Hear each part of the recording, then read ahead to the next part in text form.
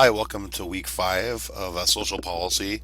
I apologize for getting this video up a little late. We had an issue of D2L, so I wasn't able to load anything on here for the last couple of days, having a problem with that. But I do have things loaded now, so I'm ready to get this up, and I will extend the due date for an extra day on this module. So you'll have an extra day to get the quiz done and the discussion and the Dropbox as well. So this week we're going to look at market economy and social justice. So I want you to read chapter 5 of the book, and then we're going to start answering posts for chapter 4 discussion. So again, make sure you log on at least 3 different days to answer your posts. And like I said before, that way you can have a chance to have an actual discussion. And then I'm going to have you read Warren Buffett, an op-ed he wrote. I'll actually change my misspelling here. I apologize for the typo.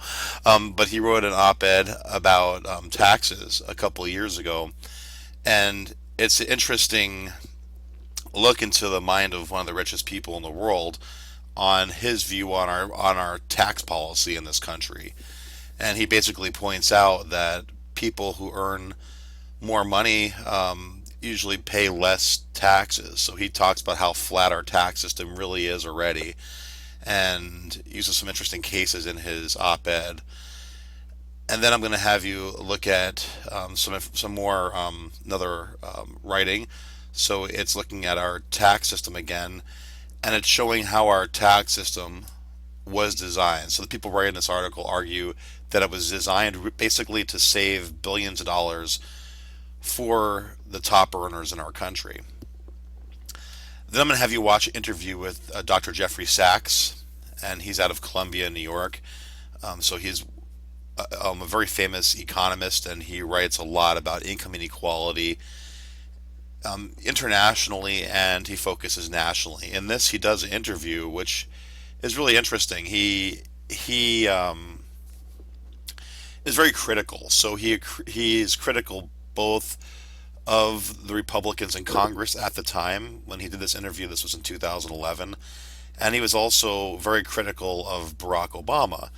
So he takes a very interesting view on how our budgeting is set out as a country, and he basically argues that we have a lot of people pushing to not raise taxes on wealthy individuals or corporations. That's often the rhetoric. If we stop taxing business, we'll have more income. We'll have more revenue coming through the country. But he points out that that's actually a pretty flawed way of thinking. And again, he's one of the top economists in the world, so he has a very interesting perspective. He's also very blunt. He's a New Yorker, so he doesn't pull any punches with his criticism of the way he sees things. Then I want you to make sure you do your Dropbox assignment. So I'm going to have you write your views on these 3 videos, on this video and these 2 articles. Then take the chapter 5 quiz. Like I said, I'll extend that for an extra day.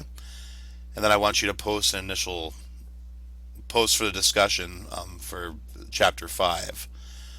So again, make sure you don't respond to any classmates on that yet. So everything should be here. I had to reload the PowerPoint for some reason. That came over as a dead file. The quiz is up and ready to go. And here's your 2 articles and your interview with Jeffrey Sachs. Again, like I said before, he is very critical of a lot of things, but he comes from a very solid place for economic reasoning. He points out that our country doesn't collect enough revenue to pay our bills, and he's very critical of that. But he's also critical of the fact that a lot of people think the way to address that is to start cutting programs and to cut spending. And he argues that's not the best thing you can do. It actually pulls back on investment. So I want you to listen to him with a pretty open mind. Like I said, he does come from a very sound background, so he's a very solid thinker. I'm going to have you listen to a lot of these people because there are some criticisms. People say, well, they they tend to skew to the left. That's usually the argument that's made against them.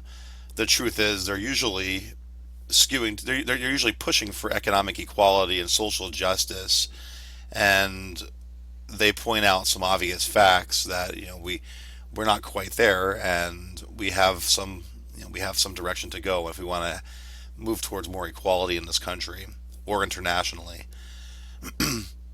So make sure, like I said, you listen to these guys with an open mind, and you don't have to like them or agree with them, but they are coming from, like I said, a very solid background.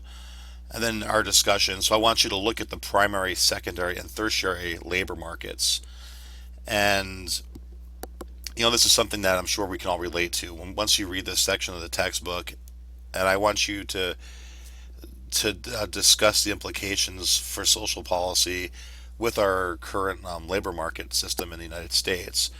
So make sure you read this section and understand it before you start discussing it. But like I said, this is an interesting area to look at. So I have the people who turned in the initial Dropbox for their paper. I have that.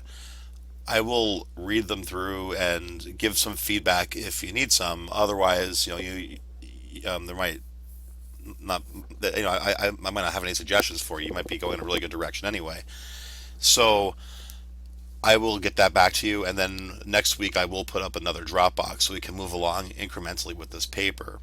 Again, if anyone has any questions for me, go ahead and contact me on D2L, and I will try to get back to you as fast as I can. Usually, I'm responding within a couple hours, except for Saturdays.